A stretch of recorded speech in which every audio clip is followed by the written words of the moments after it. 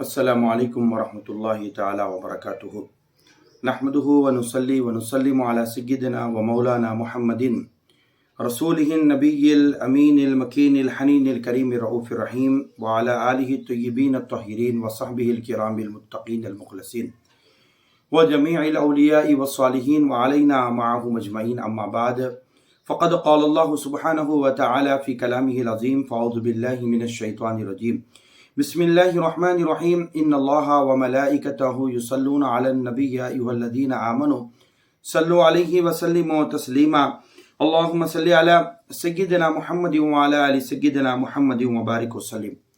معزز ناظرین، سامعین محترم، بزم طلباء قدیم و محبان جامعہ نظامیہ جدہ کے زیر اہتمام ہماری جو سیریز اصلاح عقائد و اعمال ایک سلسلے وار سیریز چل رہی ہے، جو ہم وقتاً فوقتاً عقائد کی بھی اصلاح کرتے ہوئے آ رہے ہیں اور اعمال کی اصلاح کرتے ہوئے بھی آ رہے ہیں۔ گزشتہ نشست میں میں نے مسلمانوں کے عروج و زوال کے اسباب اور اس کی وجوہات کے تعلق سے اوائل دور میں مسلمانوں کے عروج کے کیا اسباب تھے، کیا وجوہات تھی، اور موجودہ دور میں مسلمانوں کے زوال کے وجوہات اور اس کے اسباب کے تعلق سے میں نے گزشتہ نشست میں آپ کے سامنے گفتگو کی۔ اور آج جس موضوع پر میں گفتگو کر رہا ہوں وہ موضوع ہے ہمارے اکابرین، یعنی جو صحابہ کرام، تابعین، بزرگان دین، اولیاء، صالحین، یعنی ان کے بچپنوں کی زندگی کیسے گزری، یعنی بڑوں کا بچپن، بڑے لوگ جو گزرے ہیں ان کے بچپن کیسے گزرے ہیں، ان کے تعلق سے میں کچھ باتیں آپ کے گوشے گزار کرتا چلوں گا۔ آئیے میں اپنا اس موضوع کا آغاز ایک حدیث مبارکہ سے کرتا ہوں، اور جس کو امام ترمذی رحمۃ اللہ تعالی علیہ نے اپنی کتاب جامع ترمذی میں اور صاحب مشکات نے اپنی کتاب مشکات المصابیح کے اندر اس حدیث کو نقل فرمایا۔ حضرت ابن عباس رضی اللہ تعالیٰ عنہ سے مروی حدیث ہے کہ حضور اکرم صلی اللہ علیہ وسلم نے ارشاد فرمایا کہ وہ شخص ہم میں سے نہیں، سرکار نے ارشاد فرمایا وہ شخص ہم میں سے نہیں، مراد یہ ہے کہ ہماری اتباع کرنے والوں یا ہمارے طریقوں پر چلنے والوں میں سے نہیں، یعنی ہم میں سے نہیں سے مراد کیا ہے؟ ہماری اتباع کرنے والوں میں سے یا ہمارے طریقوں پر چلنے والوں میں سے نہیں ہے۔ فرمایا کون؟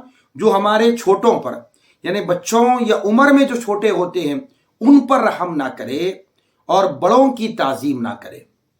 اور آگے حضور نبی کریم نے فرمایا وَيَأْمُرُ بِالْمَعْرُوفِ، سرکار نے فرمایا کہ نیز امر بالمعروف اور نہیں عن المنکر نہ کرے۔ فرمایا تو حضور اکرم صلی اللہ تعالیٰ علیہ وسلم نے فرمایا وہ شخص ہم میں سے نہیں ہے، مراد یہ ہے کہ حضور پاک علیہ الصلوۃ والسلام کی اتباع کرنے والوں میں سے، آقا علیہ الصلوۃ والسلام کے طریقوں پر چلنے والوں میں سے نہیں۔ کون نہیں ہے؟ جو اپنے چھوٹوں پر رحم نہ کرے۔ فرمایا آئیے معزز ناظرین، سامعین محترم، یعنی چھوٹوں سے مراد جو ہے جو بچے ہوتے ہیں بچوں پر رحم کیا جائے، یا جو عمر میں چھوٹے ہیں ان پر رحم کیا جائے۔ آئیے معزز ناظرین، سامعین محترم، یعنی اللہ رب العزت نے بچوں کو جو ہے انسانی چمن کا بہترین پھول بنایا۔ بچوں کو اللہ تعالیٰ نے انسانی چمن کا بہترین پھول بنایا۔ یہی وجہ ہے کہ عموماً پیار و محبت میں بچوں کو جو ہے پھول سے تشبیہ دی جاتی ہے۔ عموماً جو ہے بچوں کو جو ہے پیار و محبت میں پھول سے تشبیہ دی جاتی ہے۔ پھر یہ حقیقت بھی ہے کہ چمن اور باغ کی رونق، چمن جو ہوتا ہے اور باغ جو ہوتا ہے، جو اس کی جو رونق ہوتی ہے، اس کی جو زینت ہوتی ہے، اور اسی طرح انسانی سماج اور گھروں کی جو زینت ہوتی ہے وہ بھی جو ہے بچوں سے ہوتی ہے۔ یعنی جس طرح باغ کی جو زینت و رونق پھولوں سے ہوتی ہے، اسی طرح انسانی سماج اور گھروں کی جو زینت ہوتی ہے وہ بچوں سے ہوتی ہے۔ پھول کے بغیر چمن ویران ہوتا ہے، اور بچوں کے بغیر جو ہے گھر بھی جو ہے ویران ہوتا ہے۔ پھول تو پھول ہی ہوتے ہیں، پھول تو پھول ہی ہوتے ہیں۔ عموماً دیکھتے ہیں کہ جب بچے گھر آتے ہیں، اپنے ننیال میں آتے ہیں، ددیال میں آتے ہیں بچے، تو بچوں سے گھر کے اندر ایک رونق ہوتی ہے، ایک گڑبڑ ہوتی ہے، اور ایک گھر جو ہے اتنا جو ہے خوشحال نظر آتا ہے۔ جب بچے گھر سے چلے جاتے ہیں یا اپنے گھروں کو واپس چلے جاتے ہیں تو وہ جس گھر میں آئے تھے وہ گھر کے اندر ایک رونق تھی، ایک بہار تھی، ایک زینت تھی۔ اس طرح جب بچے چلے جاتے ہیں تو گھر خاموش ہو جاتا ہے۔ تو اس طرح جو ہے جس طرح پھولوں کے یعنی چمن کی جو زینت پھولوں سے ہوتی ہے، اسی طرح جو ہے انسانی جو گھروں کی جو رونق ہوتی ہے وہ بچوں سے ہوتی ہے، جس سے ہر بچے سے ہر کوئی محبت کرتا ہے۔ یعنی اللہ تبارک و تعالیٰ نے بچوں کی جو محبت ہوتی ہے دلوں کے اندر ڈال دیا ہے، جس سے ہر کوئی محبت کرتا ہے۔ اسی طرح بچہ تو بچہ ہی ہوتا ہے، اس سے ہر کوئی محبت کرتا ہے۔ بالخصوص ماں باپ کو اپنے بچوں سے جو محبت ہوتی ہے اس کا اندازہ لگانا بہت مشکل ہے۔ والدین کو اپنے اولاد سے بے انتہا محبت ہوتی ہے، بے پناہ محبت ہوتی ہے۔ اس لیے حدیث مبارکہ میں بھی عائشہ صدیقہ رضی اللہ تعالیٰ عنہ روایت کرتی ہیں کہ آقا علیہ السلام نے ارشاد فرمایا کہ بلا شبہ بچے جو ہوتے ہیں، سرکار نے فرمایا وہ اللہ کے پھول ہے، فرمایا ریحان اللہ کے پھول ہے، فرمایا مراد یہ ہے کہ بچے اللہ تعالیٰ کا عظیم انعام اور عطیہ ہے، یعنی اولاد جو ہوتی ہے، بچے جو ہوتے ہیں، اللہ رب العالمین کی طرف سے جو ہے وہ بہت بڑا انعام ہے اور بہت بڑا جو ہے نا عطیہ ہے۔ یہ بچوں کی مثال پھولوں کے مانند ہے، جیسے پھول جو ہے، پھول کو دیکھ کر ہر کوئی خوش ہوتا ہے، اس سے محبت کرتا ہے، اسی طرح بچوں کو دیکھ کر ہر کوئی خوش ہوتا ہے اور بچوں سے محبت کرتا ہے۔ آئیے میں ایک حدیث آپ کے سامنے عرض کرتا ہوں بچوں سے محبت کی وجہ کے تعلق سے، یعنی بچوں سے جو محبت جو ایک دوسری وجہ بھی یہ ہے بچوں سے جو محبت ہوتی ہے کہ ان کی معصومیت اور گناہوں سے پاک ہونا بھی ہے، یعنی بچوں سے جو محبت ہوتی ہے اس کی ایک وجہ یہ بھی ہے کہ وہ معصومیت ہوتی ہے بچوں کے اندر، اور یہ گناہوں سے پاک ہوتے ہیں، یہ دوسری وجہ بچوں سے محبت کی۔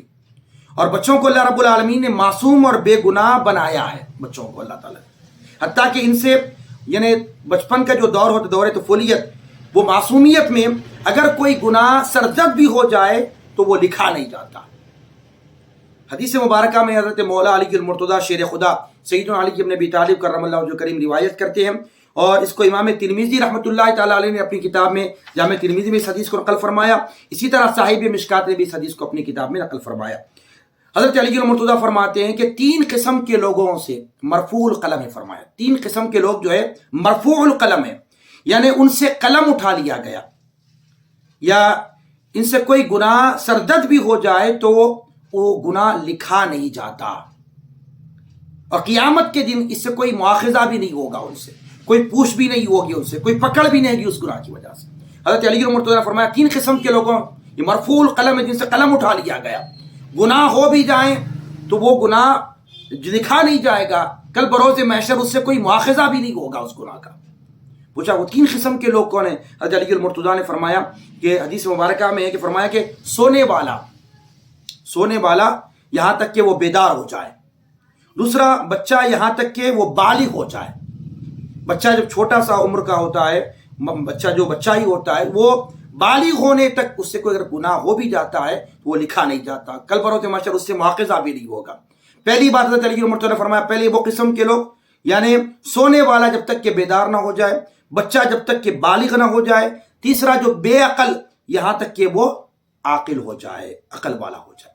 یہ تینوں سے جو ہے نا اللہ رب العالمین نے جو ہے قلم اٹھا لیا گیا ہے، ان سے کوئی گناہ سرزد بھی ہو جائے تو جو ہے نا ان سے کوئی گناہ لکھا نہیں جائے گا، کل بروز محشر ان سے کوئی مواخذہ بھی نہیں ہوگا۔ علامہ اقبال نے کیا خوب کہا ہے، یعنی یہ جو حدیث ہے کہ بچہ جب تک کہ بالغ نہ ہو جائے اس سے اگر کوئی گناہ ہو بھی جائے وہ گناہ لکھا نہیں جائے گا۔ تو علامہ اقبال نے کیا خوب فرمایا، اپنے اشارہ فرمایا میرے بچپن کے دن بھی کیا خوب تھے اقبال۔ علامہ اقبال کہتے ہیں میرے بچپن کے دن بھی کیا خوب تھے اقبال، بے نمازی بھی تھا اور بے گناہ بھی۔ اللہ اکبر۔ پھر اگر انسانی چمن کے ان پھولوں سے حفاظت کی جائے، مطلب یہ ہے کہ بچوں کی دور طفولیت معصومیت میں بچوں کی صحیح تعلیم و تربیت کی جائے تو آج کا بچہ مستقبل کا بڑا اور رب العالمین کا محبوب بن جائے گا۔ یعنی بچوں کو اس عمر میں، یعنی ایام طفولیت میں، بچپنے کی جو عمر میں اس کی صحیح تعلیم کی جائے، صحیح تربیت کی جائے تو وہ بچہ آگے چل کر اس بچے کا مستقبل بڑا ہو جائے گا، بچہ آگے چل کر جو ہے وہ لوگوں کا بھی پیارا ہو جائے گا اور اللہ رب العالمین کا بھی محبوب ہو جائے گا۔ اور حدیث مبارکہ میں بھی ہے کہ حضور نبی کریم نے ارشاد فرمایا کہ جب اللہ تبارک و تعالیٰ کسی بندے سے محبت فرماتے ہیں، اللہ تبارک و تعالیٰ اس کے ساتھ خصوصی عنایت، رحمت اور ہدایت کا ارادہ فرماتے ہیں تو جبرائیل امین علیہ السلام کو بلا کے فرماتا ہے اللہ تعالیٰ کہ جبرائیل جاؤ، میں فلاں بندے سے محبت کرتا ہوں، تم بھی اس سے محبت کرو، فرمایا۔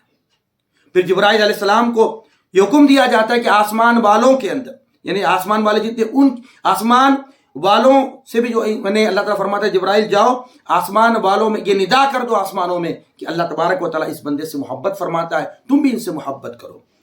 اور جبرائیل علیہ السلام جو ہے نا، یعنی آسمان والے بھی جو ہے جب ندا کرتے ہیں جبرائیل علیہ السلام تو آسمان والے بھی اس بندے سے محبت کرتے ہیں، اور اس کے بعد زمین میں بھی اللہ تبارک و تعالیٰ اس بندے کی محبت جو ہے یعنی بندوں کے دلوں کے اندر ڈال دیتا ہے، یعنی بندے کی محبت و مقبولیت عام کر دی جاتی ہے۔ پھر اہل زمین بھی اس کے ساتھ دل سے محبت کرتے ہیں. یعنی حدیث کا خلاصہ یہ کہ اللہ تبارک و تعالیٰ جب کسی بندے سے محبت فرماتا ہے، جبرائیل امین کو فرماتا ہے کہ جبرائیل میں اس بندے سے محبت کرتا ہوں، جاؤ آسمان والوں کے اندر اس ندا کر دو کہ اللہ تبارک و تعالیٰ فلاں بندے سے محبت فرماتا ہے، زمین والوں کے یعنی اہل زمین والوں کے دلوں کے اندر بھی اس بندے کی محبت کو ڈال دو. تو اس حدیث سے یہ جو اللہ والوں کی جو محبت ہے، یہ اللہ رب العالمین کی طرف سے جبرائیل علیہ السلام کا اعلان ہے. زمین والے، آسمان والے سب یعنی اللہ کے اس محبوب بندے سے محبت فرماتے ہیں. تو اس حدیث کے بعد میں ایک بات اس بنا پر یہ عاجز کا یہ خیال ناقص ہے کہ بچہ اگرچہ گناہوں سے محفوظ تو نہیں ہوتا، بچہ جو ہے اگرچہ کہ گناہوں سے محفوظ تو نہیں ہوتا، لیکن بفضل ہی تعالی گناہوں سے پاک ضرور ہوتا ہے. اس لیے من جانب اللہ کے ولیوں کی طرح بچوں کی محبت بھی لوگوں کے دلوں میں ڈال دیا جاتا ہے. آئیے معزز ناظرین، سامعین محترم، آج کا بچے کا مستقبل بڑا کیسے بن سکتا ہے؟ آج کے بچے کا جو مستقبل ہے وہ بڑا کیسے بن سکتا ہے؟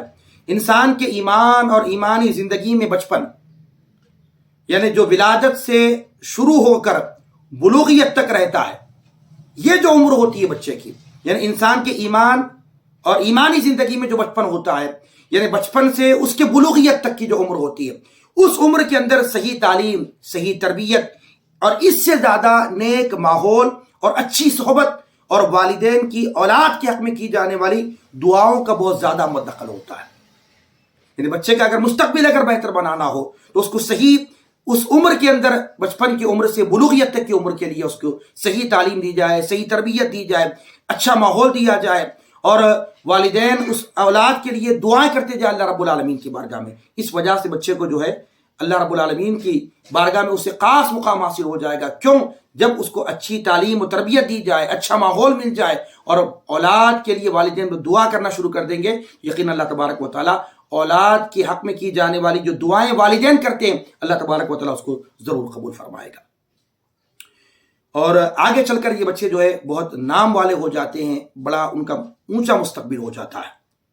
ہمارے اکابرین کے بچپن اور ان کے جو دور کو اگر دیکھا جائے تو یہی بات ہم کو ملے گی کہ ان کو اچھی صحبت اور جو ہے والدین کی دعائیں، اچھی تعلیم، اچھی تربیت ان کو ملی اور وہ آگے چل کر بڑے بڑے مقامات پر وہ لوگ فائز ہوئے ہیں. اور آج ہم دیکھا جائے آج کے زمانے میں نہ ہم اپنے بچوں کی نہ تعلیم دیتے ہیں، نہ تربیت دیتے ہیں، نہ ان کو اچھا ماحول ہم دیتے ہیں. صرف دعائیں کرنے سے کیا ہوگا بولیے؟ وہ زمانہ، وہ اوائل دور میں بچوں کو جو ہے نا اچھی تعلیم، اچھی تربیت، اچھی صحبت، نیک ماحول اور والدین دعائیں کرتے تھے اپنی اولاد کے لیے. آج نہ ہم آج کے زمانے میں دیکھیں نہ ہمارے پاس بچوں کی نہ تعلیم، نہ تربیت، نہ اچھا ماحول. صرف دعائیں کرنے سے کام نہیں چلے گا.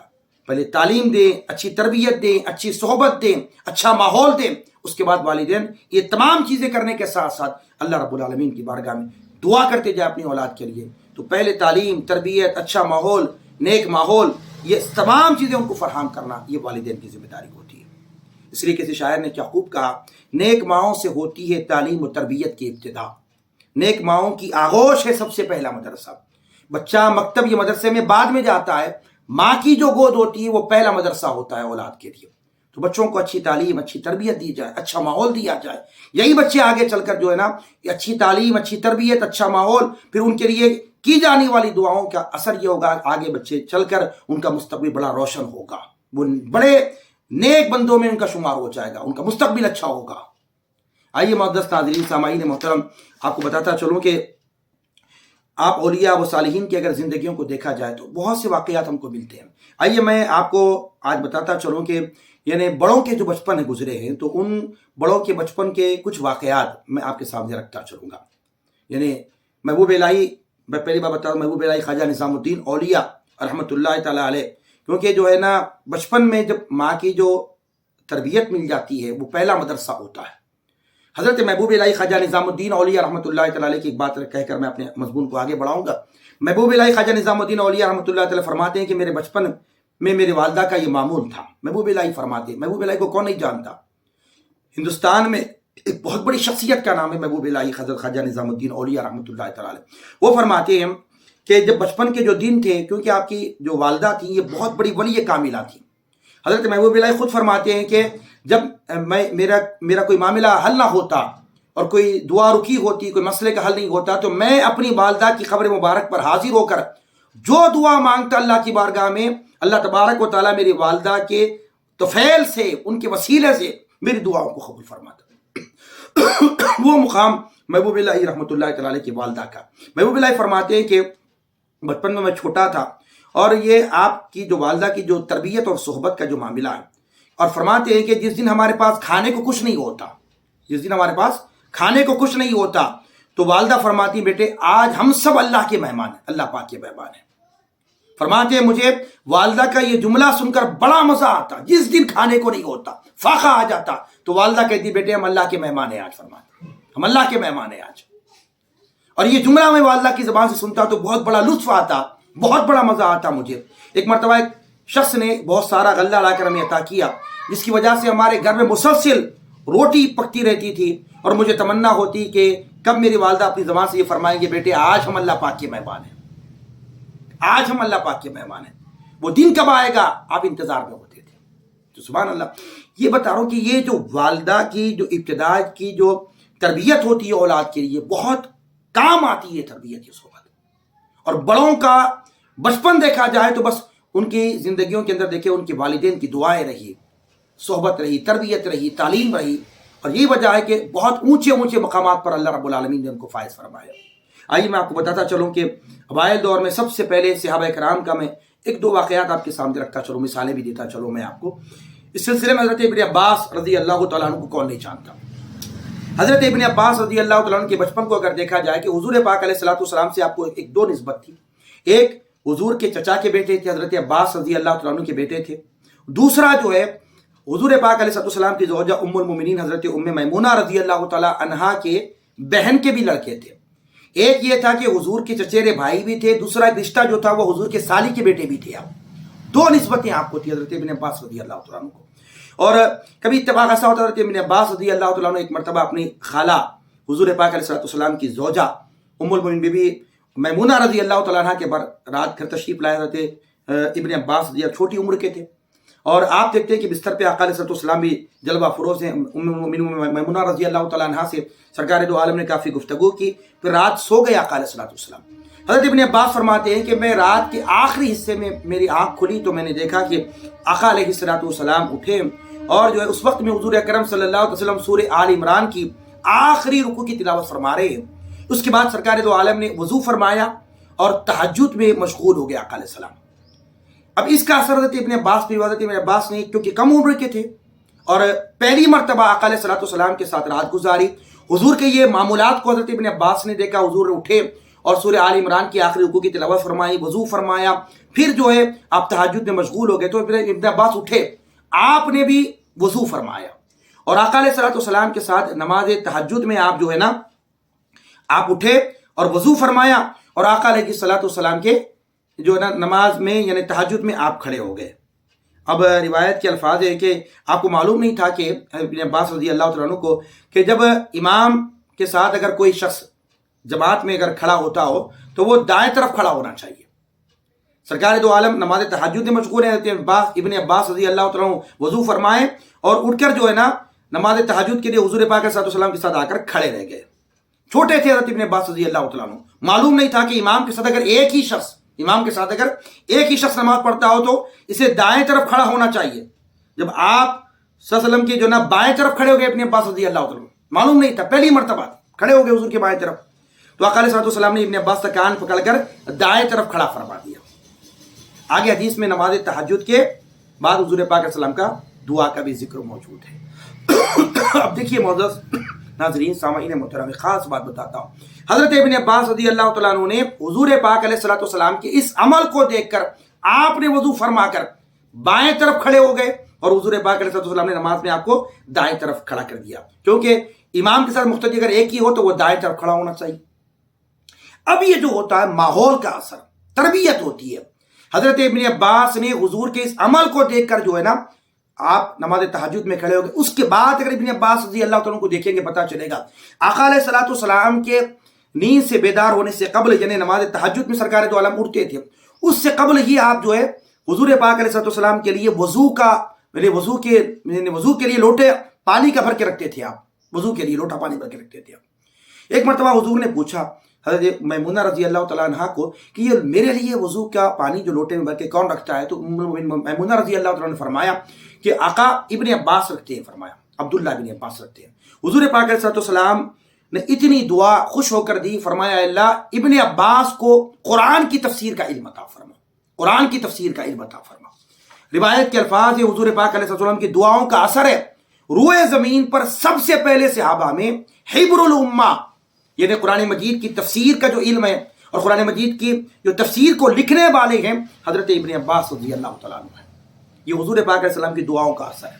پتہ یہ چلا کہ حضرت ابن عباس رضی اللہ تعالیٰ عنہ یہ جو حضور کو دیکھ کر پہلی مرتبہ تہجد میں اٹھ کر وضو فرما کر نماز تہجد کے لیے کھڑے ہو گئے اور آقا علیہ السلام کے لیے روزانہ وضو کا لوٹا پانی کا بھر کے رکھا کرتے تھے وضو کے لیے. اندازہ اس بات سے لگایا جاتا ہے یہ ہوتا ہے تربیت, یہ ہوتا ماحول کا اثر. حضرت ابن عباس نے وہ دیکھا, اس کے بعد روزانہ حضور اکرم صلی اللہ علیہ وسلم کے لیے وضو کے لیے روزانہ پانی کا لوٹا بھر کے رکھا. یہ حضور سے پہلے آپ اٹھ کے حضور پاک علیہ السلام کے لیے انتظام فرمایا کرتے تھے. تو یہ سبحان اللہ پتہ چلا یہ ہوتا ماحول کا اثر. اسی طرح حضرت مولا علی المرتضیٰ شیر خدا سیدنا علی ابن ابی طالب کرم اللہ وجہ الکریم رضی اللہ تعالیٰ عنہ کی عظمت و شان کا اندازہ اس بات سے بھی لگایا جا سکتا ہے کہ مولا علی شیر خدا سیدنا علی ابن ابی طالب کی یعنی بچپن اگر آپ دیکھا جائے آپ کا پورا بچپن حضور اکرم صلی اللہ علیہ وسلم کی زیر تربیت رہا. آقا علیہ السلام ہی کی جو ہے صحبت میں آپ پروان چڑھتے رہے. حضرت علی المرتضیٰ کی پوری تربیت اور پورا کا پورا معاملہ آقا علیہ السلام نے حضور پاک علیہ السلام نے فرمایا. تو پتہ یہ چلا کہ حضرت علی المرتضیٰ کا بچپن حضور پاک علیہ السلام کے ساتھ گزرا اور آقا علیہ السلام کے زیر سایہ حضرت مولا علی المرتضیٰ پروان چڑھے. تو یہ جو تربیت ہوتی ہے حضرت علی المرتضیٰ کی تربیت آقا علیہ السلام نے فرمائی ہے. تو کیا معاملہ رہا حضرت علی المرتضیٰ کا؟ آپ احادیث پڑھیں گے تو پتہ چلے گا آقا علیہ السلام نے حضرت علی المرتضیٰ کی کیسی جو ہے نا تربیت فرمائی, کیسے آپ کو سنوارا. اور سب سے پہلے آپ جو ہے اعلان نبوت کے بعد پہلے مصلی حضرت علی المرتضیٰ بنے. آقا علیہ السلام نے جب اعلان فرمایا اپنے نبی و رسول ہونے کا تو سب سے پہلے حضور پاک علیہ السلام کے ساتھ اقتداء میں نماز پڑھنے والے حضرت علی المرتضیٰ شیر خدا رضی اللہ تعالیٰ عنہ. تو عظمت شان حضرت علی المرتضیٰ کی یہ ہے کہ آقا علیہ السلام نے جن کی تربیت فرمائی ہو, جن کو سنوارا ہو, جن کو نکھارا ہو, وہ مولا علی المرتضیٰ کی شان یہ کہ حضور نے شاہ فرمایا انت منی وانا منکا, اے علی تو مجھ سے ہے میں تجھ سے ہوں. فرمایا سرکار دو عالم نے شاہ فرمایا من کنت مولا فہذا علی المولا, جس کا میں مولا ہوں علی اس کا مولا ہے. یہ بے شمار احادیث حضرت علی المرتضیٰ کے مناقب اور فضائل میں آقا علیہ السلام نے فرمائی ہے. یہ پتہ یہ چلا کہ حضرت علی المرتضیٰ کو جو صحبت ملی ہے, جو تربیت حضرت علی المرتضیٰ کی فرمائی ہے, وہ آقا علیہ السلام نے شاہ فرمائی, حضور نبی کریم نے فرمائی تربیت حضرت علی المرتضیٰ کی. یہ عظمت و شان مولا کائنات سیدنا علی المرتضیٰ کی وہ اس لیے کہ حضور کی صحبت ملی, وہ تربیت ملی. آقا علیہ السلام نے ان کو ایسا سنوارا, ایسا نکھارا حضرت علی المرتضیٰ کے. سرکار نے حدیث سے فرمایا علی تیری مثال ایسی ہے جیسے ہارون کی مثال موسیٰ علیہ السلام کی. سرکار دو عالم نے بے شمار احادیث حضرت مولا علی المرتضیٰ کے مناقب و فضائل بیان فرمائی. آئیے معزز ناظرین سامعین محترم, میں آپ کو اور ایک واقعہ صحابہ کرام میں سے کو بتاتا چلوں. حضرت زید بن حارثہ, کون نہیں جانتا حضرت زید بن حارثہ کو, جن کا ذکر میں قرآن مجید میں جن کا ذکر آیا ہے, نام کا ذکر آیا ہے, زید کے نام کے ساتھ ذکر آیا, وہ حضرت زید بن حارثہ رضی اللہ تعالیٰ. جائیے میں آپ کو بتاتا چلوں کہ حضرت علی المرتضیٰ کی طرح حضور کی تربیت اور صحبت میں رہنے والے بچوں میں جو ہے حضرت زید بن حارثہ کا بھی نام سر فہرست ہے. پتہ آپ کو معلوم ہوگا کہ حضرت زید بن حارثہ رضی اللہ تعالیٰ عنہ جو ہے آپ ایک مرتبہ اپنے جو ہے والدہ کے ساتھ سعدہ بن ثعلبہ کے ساتھ اپنے ننیال کو جا رہے تھے آپ قافلے کے ساتھ. ہوا ہے کہ جو ہے نا درمیان میں جو ہے ایک لشکر نے آپ کے قافلے پر حملہ کیا اور کافی ساز و سامان کو لوٹ کر حضرت زید بن حارثہ بھی چھوٹے تھے, اپنی والدہ کے ساتھ ننیال جا رہے تھے. وہ لشکر والوں نے جو ہے نا قبیلے پر حملہ کر ان کا مال بھی لوٹا. حضرت زید بن حارثہ رضی اللہ تعالیٰ عنہ کو بھی لے کر ساتھ چلے گئے. اور آپ کے والدہ ماجدہ آپ کی جدائی میں ہجر و فراق میں آپ کے والد گرامی بھی ہجر و فراق میں روتے رہے.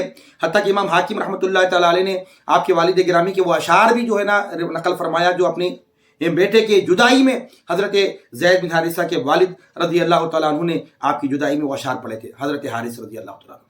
تو پتہ یہ چلا کہ حضرت زید بن حارثہ جب اپنے والدین سے جدا ہو گئے اور وہ لشکر والے لے جا کر جو ہے نا بازار عکاظ میں لے جا کر آپ کو فروخت کر دیا. اتفاق سے جو ہے اس وقت میں جس وقت بازار میں لے کر آپ کو فروخت کیا جا رہا تھا اس وقت میں حکیم بن حزام آپ نے جو ہے نا حضرت زید بن حارثہ کو خریدا اور جو ہے حضرت بی بی خدیجہ الکبریٰ رضی اللہ تعالیٰ عنہ کا جب نکاح نبی کریم سرور دو عالم کے ساتھ ہوا تو اس وقت میں حکیم بن حزام نے حضرت زید بن حارثہ کو آقا علیہ الصلوۃ والسلام کے یعنی نکاح کے بعد بی بی خدیجہ الکبریٰ رضی اللہ تعالیٰ عنہ کے حوالے کیا.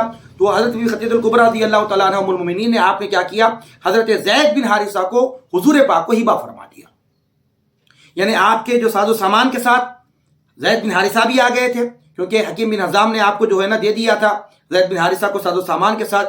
تو بی بی خدیجہ الکبریٰ ام المؤمنین نے آپ نے کیا کیا حضور اکرم سرور دو عالم کو حضرت زید بن حارثہ کو ہبہ کر دیا. زید بن حارثہ کو جو ہے نا حضور نبی کریم کو ہبہ کر دیا. تو اس وقت میں جب کچھ دن گزر گئے تھے اس کے بعد میں جو ایک قبیلہ جو ہے نا بنو کلب کا جب حرمین شریفین آیا تو اس وقت میں پتہ چلا کہ زید بن حارثہ یہاں پر ہیں.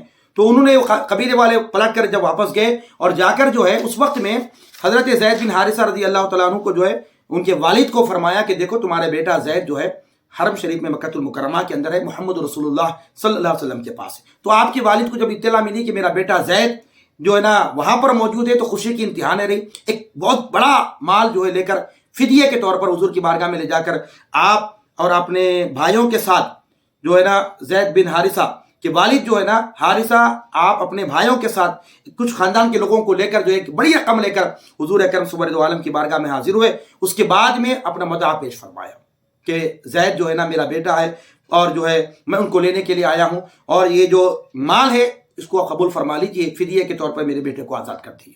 حضور نبی کریم فرمایا مجھے اس کی ضرورت نہیں اس کی حاجت نہیں ہے. اس کے بعد حضرت زید رضی اللہ تعالیٰ عنہ کو بلایا فرمایا کہ دیکھو تمہارے والدین آ چکے ہیں اب تمہارا اختیار ہے کہ تم جا سکتے ہو. تو اس وقت میں حضرت زید بن حارثہ رضی اللہ تعالیٰ عنہ کے جو جملے ہیں جو امام ترمذی نے صاحب مشکات اس کو نقل فرمایا فرماتے ہیں کہ آپ نے فرمایا کہ یا رسول اللہ صلی اللہ علیہ وسلم میں آپ کے مقابلے میں کسی کو پسند نہیں کرتا. اللہ اکبر. آپ کے مقابلے کسی کو پسند نہیں کرتا. سبحان اللہ کہ آپ کے والد آپ کے چچا آپ کے اہل خاندان یہ جملہ سن کر حیرت میں پڑ گئے کہ بھئی کیسے. فرمایا کہ اے زید تم جو ہے نا غلامی کو پسند کرتے ہو آزادی پر. آج موقع ہے تم کو آزاد ہو جانے کا. آج موقع ہے تم کو اپنے گھر آنے کا. آج تمہارے لیے بڑی خوشی کی بات ہے کہ تم آج آزاد بھی ہو رہے ہو اپنے والدین سے مل رہے ہو اور اپنے گھر کی طرف آ رہے ہو. فرمایا نہیں میں نہ اپنے والدین کو میں جاؤں گا نہ اپنے گھر جاؤں گا. فرمایا یا رسول اللہ میں آپ کے مقابل کسی کو پسند نہیں کرتا. اللہ اکبر. یہ محبت زید بن حارثہ کی کیونکہ سرکار دو عالم نے زید بن حارثہ رضی اللہ عنہ کی جو تربیت فرمائی ہے جو سمارا ہے آپ کو علی المرتضیٰ کی طرح. معزز ناظرین سامعین محترم اس بات سے اندازہ ہو سکتا ہے کہ جس وقت زید بن حارثہ نے فرما دیا کہ میں نہیں جاؤں گا حضور آپ کو چھوڑ کر میں آپ کے مقابل کسی کو پسند نہیں کرتا تو اس وقت حضور پاک علیہ السلام کی خوشی کی انتہا نہ رہی. آقا علیہ الصلوۃ والسلام نے زید بن حارثہ کو اپنے گود میں اٹھا لیا. فرمایا گود میں اٹھا لیا. یعنی معزز ناظرین سامعین محترم یہ مقام یہ مرتبہ زید بن حارثہ کو جو ملا یہ حضور کی صحبت حضور کی تربیت کا معاملہ رہا. تو معزز ناظرین اس لیے کئی جو ہے نا احادیث میں حضور اکرم سرور دو عالم صلی اللہ علیہ وسلم نے حضرت زید بن حارثہ رضی اللہ تعالیٰ عنہ کے فضائل و مناقب کو بھی بیان فرمائے. آئیے معزز ناظرین سامعین اسی طرح جو ہے حضرت صحابہ کرام میں سے انس ابن مالک رضی اللہ تعالیٰ عنہ کے ایک واقعہ بیان کر کے اپنی گفتگو کو سمیٹ لوں گا. حضرت انس ابن مالک رضی اللہ تعالیٰ عنہ کے والد گرامی کا بچپن میں آپ کا انتقال ہو گیا تھا. انس بھی چھوٹے تھے آپ کے والد کا انتقال ہو گیا. آپ کی والدہ ماجدہ حضرت ام سلیم یہ انصاری صحابہ میں خواتین کے اندر انصار صحابہ صحابیات میں جو صحابیات ہیں انصار میں قبیلے کے ان صحابیات میں سب سے پہلے اسلام لانے والوں میں سے حضرت ام سلیم رضی اللہ تعالیٰ عنہ کا ذکر ملتا ہے. آئیے معزز ناظرین سامعین محترم جس وقت حضرت انس بن مالک رضی اللہ تعالیٰ عنہ کی عمر مبارک 10 سال تھی اس وقت میں حضرت انس بن مالک رضی اللہ تعالیٰ عنہ کی والدہ ماجدہ آپ کو حضور اکرم کی صحبت میں بارگاہ میں عرض کیا کہ یا رسول اللہ صلی اللہ علیہ وسلم کیونکہ آپ کو حضور سے ملاقات سے جو ہے اب انتظار تھا، بے چینی تھی حضرت ام سلیم رضی اللہ عنہ کو، میں کب حضور نبی کریم سے ملاقات کروں. تو جب حضور نبی کریم سے ملاقات ہوئی تو اپنے شہزادے، اپنے فرزند حضرت انس بن مالک کو حضور کی بارگاہ میں پیش کیا، عرض کیا کہ یا رسول اللہ صلی اللہ علیہ وسلم، میں اپنے اس بیٹے کو آپ کی صحبت میں رکھ دیتی ہوں، آپ کی بارگاہ میں، آپ کی خدمت میں رکھ دیتی ہوں. یہ خدمت رسول یعنی حضور نبی کریم کی خدمت کا جو شرف حضرت انس بن مالک کو حاصل ہوا. فرمایا یا رسول اللہ، میں اپنے بیٹے کو، اپنے شہزادے کو، انس کو جو ہے آپ کی صحبت میں رکھ دیتی ہوں، آپ کی خدمت میں رکھ دیتی ہوں بچوں کو میں. یہ میرا بیٹا آپ سے بے انتہا محبت کرتا ہے. اور حضور نبی کریم کی بارگاہ میں رکھے گئی ہیں، آپ کو چھوڑ کے گئیں. اور آقا علیہ الصلوۃ والسلام کی خدمت میں انس بن مالک نے 10 سال گزارے. کتنے؟ 10 سال گزارے. اور حضرت انس بن مالک رضی اللہ تعالیٰ عنہ فرماتے ہیں کہ آپ نے حضور نبی کریم کے ساتھ جو ہے سفر میں، حضر میں حضور کے ساتھ رہے. 10 سال حضور نبی کریم کی خدمت میں آپ گزارتے ہیں. اور تمام غزوات میں جو ہے آپ حضور نبی کریم کے ساتھ جو ہے شریک بھی رہے انس بن مالک رضی اللہ تعالیٰ عنہ. اور خادم رسول کا بھی لقب سے آپ بہت مشہور ہوئے، انس بن مالک رضی اللہ، خادم رسول. اور انس بن مالک رضی اللہ عنہ فرماتے ہیں کہ آقا علیہ الصلوۃ والسلام مجھ سے بے انتہا محبت فرماتے اور شفقت بھی بہت زیادہ حضور نبی کریم سے فرمایا کرتے تھے. بڑی محبت شفقت کا معاملہ حضور نبی کریم کا رہا میرے ساتھ. فرماتے ہیں جب بھی انس بن مالک فرماتے ہیں کہ حضور نبی کریم سرور دو عالم مجھے مخاطب کرتے فرماتے تو یا بنیا، اے میرے بیٹے کہہ کر مجھ سے خطاب فرماتے تھے. کلام بھی کرتے تو آقا علیہ السلام کہتے کہ اے میرے بیٹے، یا بنیا، اے میرے بیٹے کر کے فرماتے. اور کبھی جو ہے مزاحن سرکار دو عالم جو ہے نا کان پکڑ کے فرماتے کہ اے 2 کان والے. اس طرح جو ہے نا روایتوں میں آیا ہے. انس بن مالک فرماتے ہیں کہ میں 10 سال کے عرصے میں جو خدمت حضور نبی کریم کی صحبت میں رہا، خدمت میں رہا، کبھی جو ہے حضور نبی کریم نے میرے کسی بھی عمل پر مجھے نہ اف تک بھی نہیں کہا. فرمایا کبھی کوئی کام کر دیتا، مجھ سے کوئی کام ہو جاتا ہے ایسا کچھ، آقا علیہ الصلوۃ والسلام کبھی مجھے اف تک نہیں کہا. اور کبھی مجھ سے یہ بھی نہیں فرمایا کہ اے انس تم نے یہ کیوں کیا، یہ کیوں نہیں کیا، ابھی تک نہیں فرمایا. انس بن مالک فرماتے ہیں کہ جب بھی حضور مجھ سے مخاطب ہوتے تو یا بنیا کہہ کر خطاب کرتے، اور مجھے کبھی اف تک نہیں کہا. کوئی کام کرتا تو یہ کیوں کیا، یہ کیوں نہیں کیا تک بھی نہیں فرمایا. اور ازواج مطہرات میں سے کوئی مجھ سے اگر کوئی خطا ہو جاتی، غلطی ہو جاتی، کوئی چیز ٹوٹ جاتی، پھوٹ جاتی، کوئی نقصان ہو جاتا، تو ازواج مطہرات امہات المومنین کہتے ہیں کہ انس تم نے ایسا کیوں کیا. تو آقا علیہ السلام فرماتے ہیں کہ انس کو کچھ نہ کہو، جو ہونا تھا سو ہو گیا، جو چیز ٹوٹنا تھا تو ٹوٹ گئی، جو مقدر میں تھا، جو ہونا تھا وہ ہو گیا. یہ آقا علیہ السلام کی کلمات تھے. اور انس بن مالک فرماتے ہیں کہ آقا علیہ الصلوۃ والسلام نے میرے حق میں دعا فرمائی، اے اللہ انس کے مال میں، انس کی اولاد میں، انس کے جو ہے نا مال میں، اولاد میں، عمر میں برکت عطا فرما. عمر میں برکت کی دعا دی مجھے، مال میں برکت کی دعا دی، اولاد میں برکت کی دعا دی. دعائے مصطفیٰ یہ تھی جو اللہ کی بارگاہ میں قبول ہوئی. دعائے مصطفیٰ کہ میری عمر اتنی طویل ہوئی کہ سرکار نے میری عمر میں برکت کی. جب دعا کی اللہ کی بارگاہ میں اتنی عمر ہوئی میری. دوسری دعا میری اولاد میں برکت کی. عمر اتنی ہوئی کہ میری اولاد تقریباً 80 سے 100 اولاد کو میں نے اپنی زندگی میں دیکھا، یعنی اپنی اولاد کی اولاد کو میں نے دیکھا. اتنی عمر انس بن مالک نے پائی، اتنی عمر انس بن مالک نے پائی کہ اپنی اولاد کی اولاد کو دیکھا. تقریباً 80 سے زائد اولاد کو آپ نے دیکھا. عمر کا اندازہ اس بات سے ہو سکتا ہے. اپنے پڑپوتیوں کو دیکھا، اپنے پوتیوں پڑپوتیوں کو آپ نے دیکھا. 80 اولاد کو آپ نے اپنی زندگی میں دیکھا. اور آئیے دوسری بات یہ ہے کہ عمر کی برکت کی دعا ہو گئی، اولاد کی برکت کی دعا ہو گئی، اور مال کی برکت کی دعا. انس بن مالک فرماتے ہیں کہ دیگر جو صحابہ کرام کے جو کھجوروں کے درخت ہوتے تو وہ سال میں ایک بار پھل دیتے، اور میرے جو پھل درخت کی جب بات میلہ ہوتا کہ میرے درخت سال میں 2 بار پھل عطا فرماتے. اور جب پھول نکلتے تھے کھجور کے درخت کے تو اس سے مشک و عنبر کستوری کی خوشبو آیا کرتی تھی. انس بن مالک فرماتے ہیں. تو 10 سال انس بن مالک رضی اللہ تعالیٰ عنہ آقا علیہ الصلوۃ والسلام کی صحبت میں رہے، آقا علیہ الصلوۃ والسلام کی خدمت میں رہے. حضور نبی کریم کی بہت دعائیں آپ نے حاصل فرمائی، اور بہت جو ہے فیوزات و برکات سے آپ مستفیض ہوتے گئے. آئیے معزز ناظرین سامعین محترم، انس بن مالک رضی اللہ تعالیٰ عنہ کی عمر بھی بڑی طویل رہی. اور ایک واقعہ میں آپ کو بتاتا چلوں کہ انس بن مالک رضی اللہ تعالیٰ عنہ حجاج بن یوسف کا بھی زمانہ پایا. تو حجاج بن یوسف، آخری بات، انس بن مالک رضی اللہ عنہ آپ نے جو ہے حجاج بن یوسف کا بھی زمانہ پایا. تو حجاج بن یوسف جو ایک مرتبہ انس بن مالک رضی اللہ عنہ کو بلایا. بلانے کے بعد جو ہے اپنے جو ہے نا بڑے شاندار اپنا جو گھوڑوں کا استنبول تھا، اور وہاں لے جا کر جو ہے نا معائنہ کروایا. دیکھو میرے گھوڑے کیسے ہیں. تقریباً 400 اعلیٰ قسم کے گھوڑے حجاج بن یوسف کے پاس تھے. تو وہ جب گھوڑے انس بن مالک نے دیکھا تو حجاج بن یوسف نے کہا ذرا بتائیے اپنے آقا یعنی نبی کریم سرور دو عالم کے پاس بھی کیا اس قسم کے گھوڑے ایسے ناز و نعمت کے سامان کبھی آپ نے دیکھا ہے کیا؟ یعنی حجاج بن یوسف جو ہے نا اپنی دولت و حکومت کے نشے میں مبتلا تھا، اور انس بن مالک کو فرما رہا ہے بھئی آپ نے جو میرے پاس گھوڑے دیکھے ایسے جو ہے ناز و نعمت کے جو سامان آپ نے کیا بھی حضور کے پاس دیکھے ہیں کیا؟ ایسے گھوڑے ایسے ناز و نعمت کے سامان آپ نے دیکھے ہیں کیا؟ یہ حکومت و دولت کے نشے میں مبتلا تھا اس وقت، اور تاریخ میں اس جاہل کی خود پسندی کے بے شمار جملے منقول ہیں، اس جاہل کی حجاج بن یوسف کے جو ہے نا اس جاہل کے جو ہے بے شمار جملے جو نا خود پسندی کے بے شمار جملے منقول ہے تاریخ کے اندر۔ تو آپ نے کیا جواب دیا؟ انس بن مالک رضی اللہ تعالیٰ عنہ نے کیا جواب دیا؟ آپ نے بے ٹوک جواب دیا، کوئی ڈرے نہیں، آپ نے حجاج بن یوسف سے کوئی نہیں ڈرا، کسی بھی قسم کا کوئی ڈر خوف انس بن مالک کے دل کے اندر نہیں تھا۔ آپ نے بے ٹوک جواب دیا، بخدا یقیناً میں نے حضور اکرم صلی اللہ علیہ وسلم کے پاس اس سے بدرجہ بہتر چیزیں دیکھی، تیرے پاس جو چیزیں ہیں اس سے بدرجہ بہتر چیزیں میں نے حضور کے پاس دیکھی ہے۔ اور آپ فرماتے ہیں انس بن مالک میں نے حضور کو یہ فرماتے ہوئے سنا، حجاج بن یوسف سن لے، میں نے حضور کو یہ فرماتے ہوئے سنا، کہا سرکار نے فرمایا کہ گھوڑوں کی پرورش کرنے والے 3 قسم کے ہوتے ہیں، فرمایا کون؟ انس بن مالک کہتے ہیں حضور نے فرمایا، سرکار نے فرمایا پہلی قسم کے وہ لوگ جو گھوڑوں کو پالتے ہیں، اس کو جو ہے نا کیوں پالتے ہیں؟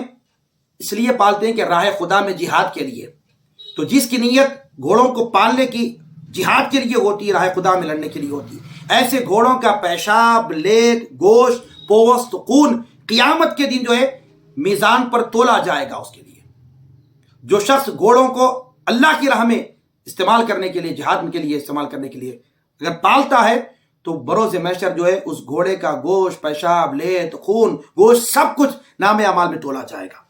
دوسرا شخص گھوڑا اس نیت سے پالتا ہے کہ ضرورت کے وقت کام آ جائے، سواری کے لیے استعمال کیا جائے، پیدل چلنے کی زحمت نہ ہو، تو فرمایا ایسا گھوڑا پالنا نہ ثواب ہے نہ عذاب ہے۔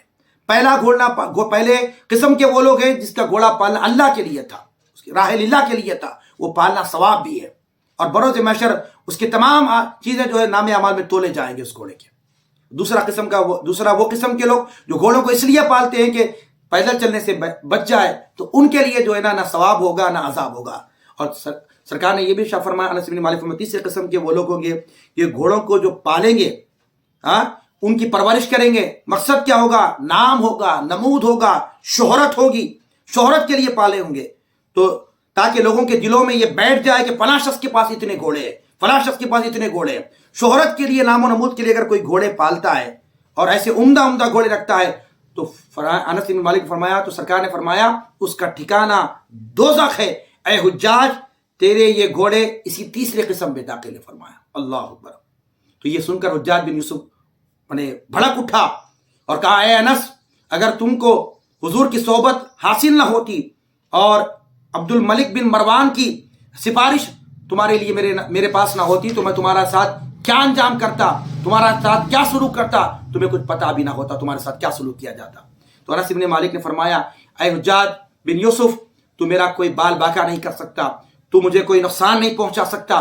میں نے آقا کریم سرور دو عالم صلی اللہ تعالیٰ علیہ وسلم سے ایسے کلمات سیکھے، سرکار نے مجھے ایسے کلمات سکھائے ہیں، میں اس کو صبح و شام پڑھ لیتا ہوں تو ہر قسم کے شر سے میں محفوظ ہو جاتا ہوں۔ سلطان یعنی ظالم شخص، اس کے بھی جو ہے اس کے ظلم سے، شریروں کی شرارت سے میں محفوظ کر دیا جاتا ہوں، میں محفوظ ہو جاتا ہوں۔ سرکار دو عالم نے مجھے وہ کلمات سکھائے اور شیطان کے شر سے بھی میری حفاظت ہو جاتی ہے، فرمایا۔ تو جو یہ بات حجاج بن یوسف نے سنی وہ نرم ہو گیا، قریب آ کر حضرت انس بن مالک سے فرمایا اے ابو حمزہ، اے حمزہ کے والد، مجھے بھی وہ کلمات سکھا دیجئے۔ تو انس بن مالک نے فرمایا میں تجھے ہرگز نہیں سکھاؤں گا وہ کلمات، میں نے حضور سے سیکھا ہوں، تجھے نہیں سکھاؤں گا، فرمایا۔ آپ نے وہ کلمات حجاج بن یوسف کو نہیں بتائے۔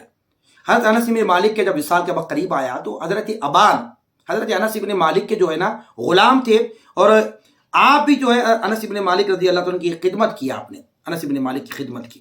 تو جب انس بن مالک رضی اللہ عنہ کا آخری وقت آیا تو حضرت ابان نے حضرت انس سے پوچھا، اپنے مالک سے پوچھا، یا انس بن مالک جو آپ نے کلمات آقا علیہ الصلوۃ والسلام سے سیکھے تھے، وہ جو کلمات پڑھنے سے یعنی شریروں کی شرارت سے، شیطان کے شر سے بھی محفوظ ہو جاتا ہے، اور کوئی شخص اس کو نقصان نہیں پہنچا سکتا، ظالم بھی نقصان نہیں پہنچا سکتا، شریر بھی نقصان نہیں پہنچا سکتا، شیطان کے شر سے بھی وہ کلمات پڑھنے والا محفوظ رہتا ہے۔ تو بتائیے وہ کلمات کیا ہیں؟ تو حضرت انس بن مالک نے، حضرت ابان اپنے اس غلام کو آپ نے وہ کلمات حضور اکرم سے جو سیکھے تھے، جو سنے تھے، وہ کلمات آپ نے اظہار فرمایا، اور یہ کلمات آج میں آپ کے سامنے رکھ رہا ہوں، جو آقا علیہ السلام نے انس بن مالک کو جو دعا، وہ کلمات جو سکھائے تھے، وہ کلمات آپ کے سامنے رکھ رہا ہوں۔ وہ کلمات کیا تھے؟ بسم اللہ علی نفسی و دینی، بسم اللہ علی اہلی و مالی و ولدی، بسم اللہ علی ما عطانی اللہ، اللہ ربی لا اشرک به شیئا، اللہ اکبر اللہ اکبر اللہ اکبر اللہ اکبر، واعز واجل واعظم مما اخاف واحذر، عز جارک وجل ثناؤک ولا الہ غیرک، اللہم انی اعوذ بک من شر نفسی ومن شر کل شیطان مرید ومن شر کل جبار عنید، فإن تولوا فقل حسبی اللہ لا الہ الا هو علیہ توکلت وهو رب العرش العظیم، ان ولی اللہ الذی نزل الکتاب وهو یتولی الصالحین۔ یہ کلمات کو صبح 3 مرتبہ، شام 3 مرتبہ پڑھ لیا جائے تو یقیناً جو ہے نا ہر شر سے اس کی حفاظت کی جاتی ہے۔ یہ پتہ چلا کہ یہ بڑوں کا بچپن کیسے گزرا ہے۔ ہمیں چاہیے کہ ہم بھی ان بڑوں کے بچپنوں کو اگر پڑھیں گے، سنیں گے، سمجھیں گے تو ہم بھی اپنی اولاد کی صحیح معنوں میں تربیت کر سکیں گے۔ اللہ رب العالمین کی بارگاہ میں 10 بدعاؤں، پروردگار عالم ہم سب کو بڑوں کی زندگیوں کو پڑھنے، سننے، سمجھنے، عمل کرنے کی توفیق عطا فرما۔ وما علینا الا البلاغ، وآخر دعوانا الحمد للہ۔